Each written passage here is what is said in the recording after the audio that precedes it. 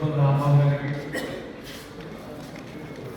ముఖ్య అతిథిగా విచ్చేసినటువంటి పివి సుబ్రహ్మణ్య గారికి, గారికి, ప్రసాద్ గారికి, అలాగే గారికి, మాకే భీమారావు గారికి, ఇంకా చాలా మంది పెద్దలందరూ ఇక్కడికి వచ్చారు. చాలా సంతోషం. రౌండ్ టేబుల్ సమావేశం అంటే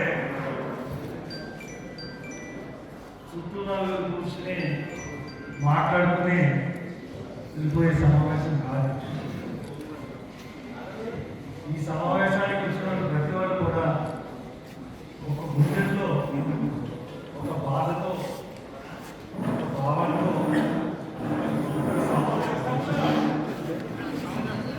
ఎందువల్లంటే గత 12 సంవత్సరాల నుంచి మనం ఎన్నో ఎన్నో కోల్పోతున్నాం చెప్తే తిరిగి తెచ్చుకోలేకపోతున్నాం. ఏదో ఒక పార్టీకి బాధ్యతగా ఉంటున్నాం.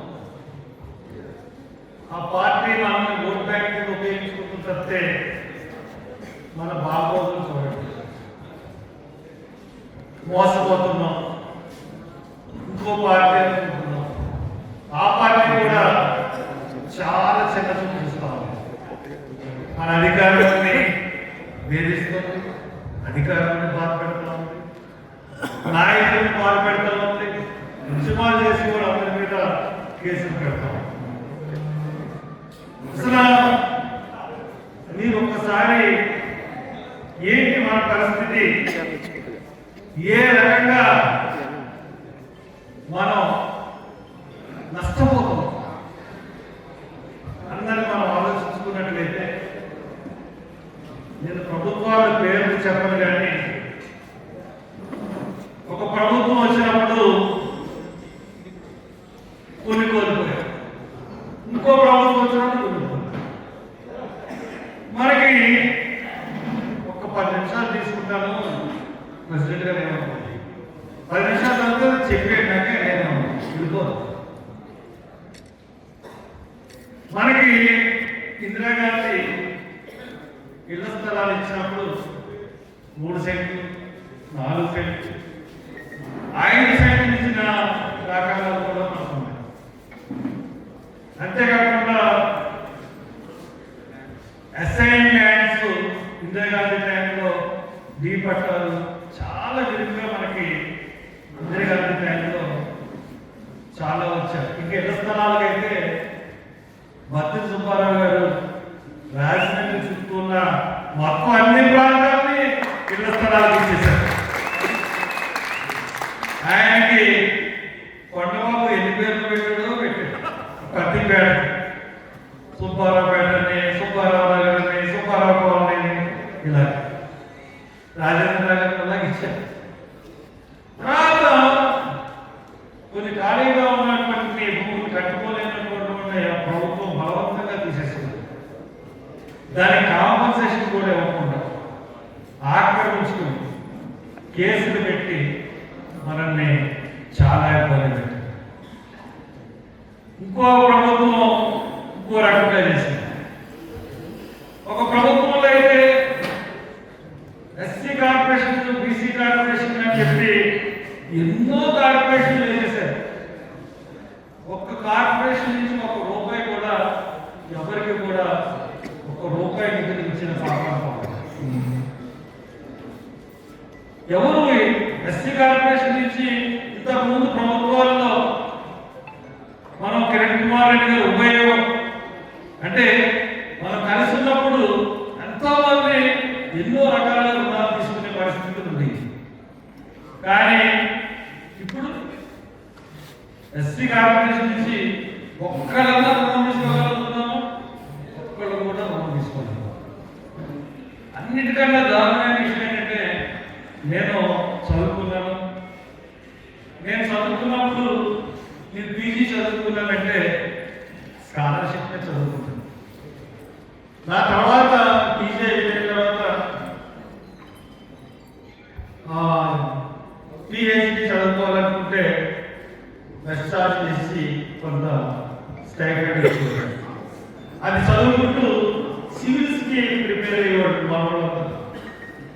అటువంటి పరిస్థితుల నుంచి ఇప్పుడు మన పరిస్థితి ఏంటంటే డిగ్రీ వరకే ఫీజు రియంబర్స్మెంట్, ఈ స్కాలర్షిప్ ఫీజు రియంబర్స్మెంట్ అని పెట్టి, అంటే ముఖ్యంగా దళితులకి ఏంటంటే పీజీ చదవాలంటే ఒక దుర్మార్గపు ఆలోచన. ఒక పాలకుడు డిగ్రీలతో డిగ్రీ వరకే వీళ్ళకి ఫీజు రియంబర్స్మెంట్. ఈ బాబు సమయం మాకు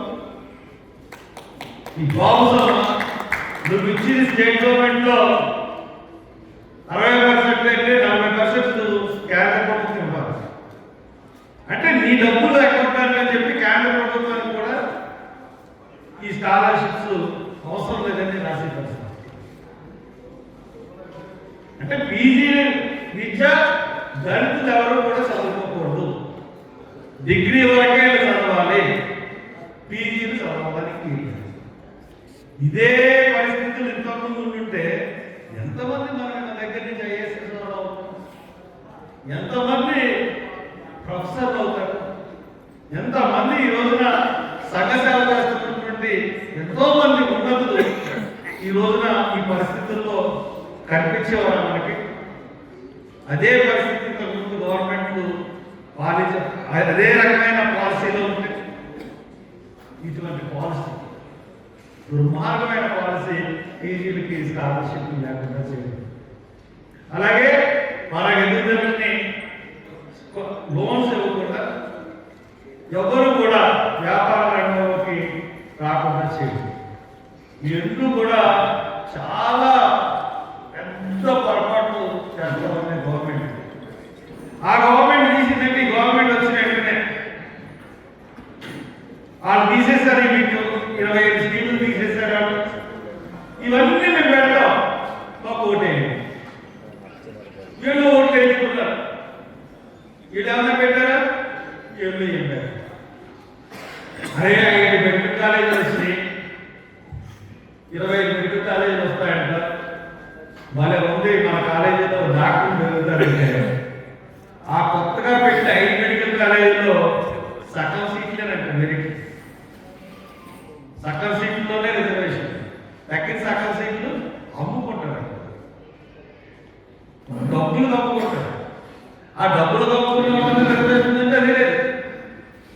అంటే కంప్లీట్ గా విద్యని మన దగ్గర నుంచి దూరం చేయాలన్న ఒక దుష్ట పన్నాగంతో ఈ ప్రభుత్వాలు వెళ్తా ఉంటాయి. ఇక పోస్తే దాడు. నేను ఇందాక విషయం మాట్లాడాను.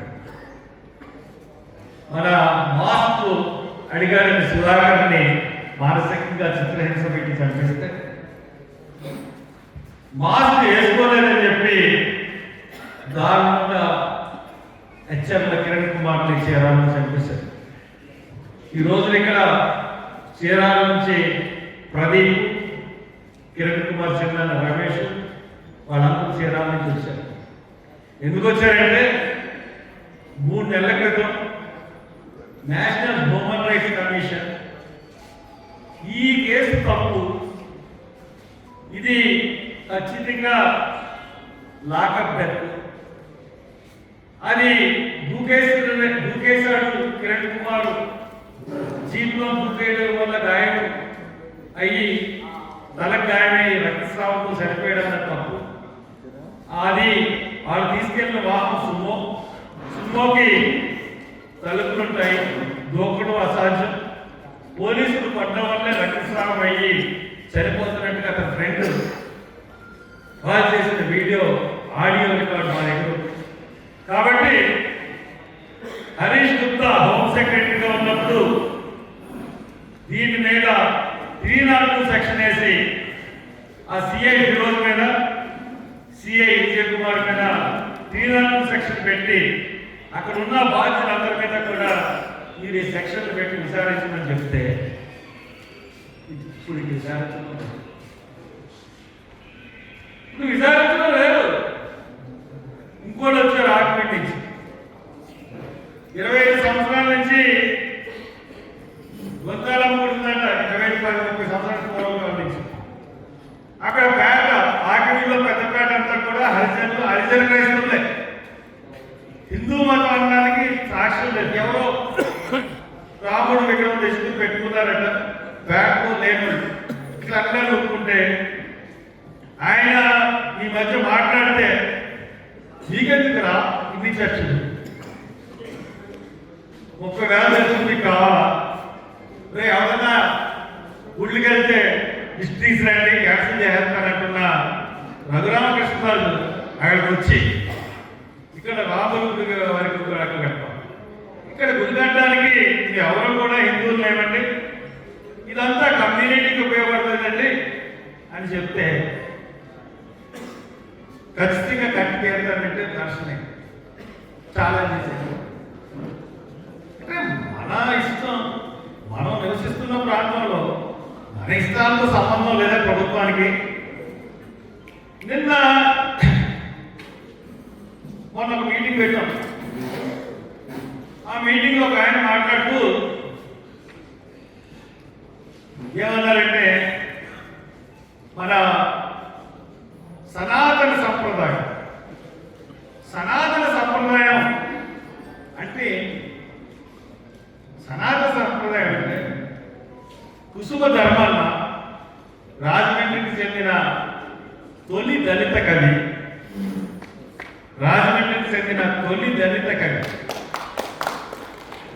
ఆ కవి పందిరి మహాదేవుడి సత్రంలోకి సంబంధించిన గుడికి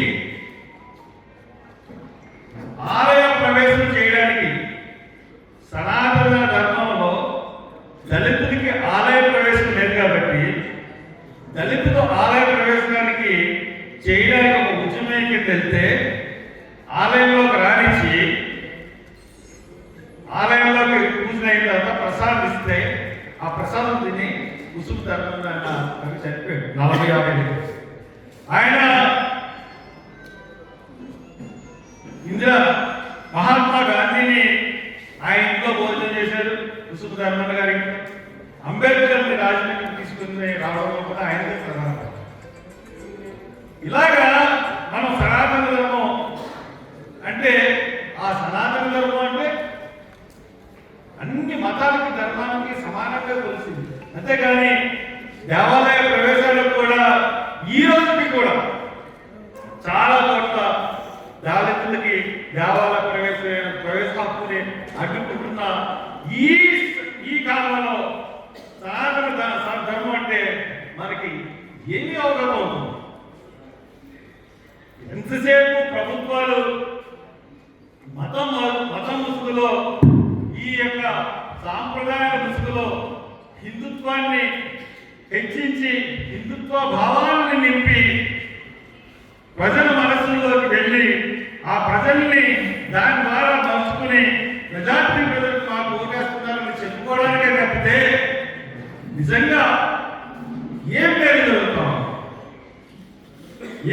జరుగుతాం మనకి తిరుపతిలో తొక్కిస్పాట్లో 6 చనిపోయారు, సింహాచలంలో గోడకుని 7 చనిపోయారు, వెంకటేశ్వర స్వామి ఆలయంలో తొక్కిస్పాట్లు జరిగి 9 మంది చనిపోయారు, పాల కత్తి అయ్యి 18 మంది చనిపోయారు, మన బ్లాస్ట్ అయ్యి 28 మంది చనిపోయారు. ఎలా పోలీస్ కేసులు అవుతా ఉన్నాయా? దోషుల మీద పోలీస్ కేసులు పెడతా ఉన్నారా? కమిషన్ వేస్తా ఉన్నారు. కమిషన్ వేస్తున్నారు కానీ ఆ కమిషన్ అవుట్పుట్ ఏంటో మనకు తెలియట్లేదు. పోనీ మనకి ఇంత ముందు ప్రభుత్వంలో ఎంతో మంది సుధాకర్ లాంటి వాళ్ళు అక్కడ మనకి నంద్యాలలో ఒక ముస్లిం ఆయన సుభాని సీఏ చెప్పాడు, నువ్వు సరిపోదాం అనుకుంటున్నావు, నువ్వు చనిపోయిన జరుపుకోవడం నీ ఫ్యామిలీని వదలంటే ఫ్యామిలీతో వెళ్ళి నలుగురు రైలు కిందకి చనిపోయారు. ఆ సుభాని మీద ఈ ప్రభుత్వం వచ్చిన ప్రభుత్వం తీసుకునే యాక్షన్ ఏంటి? కిరణ్ కుమార్ని చంపేసినందుకు ఆ ఎస్ఐ మీద తీసుకునే యాక్షన్ ఏంటి? ఎన్నో సంఘటనలు జరిగినాయి. భక్తి శ్రీను అని చెప్పి అతన్ని చంపేస్తే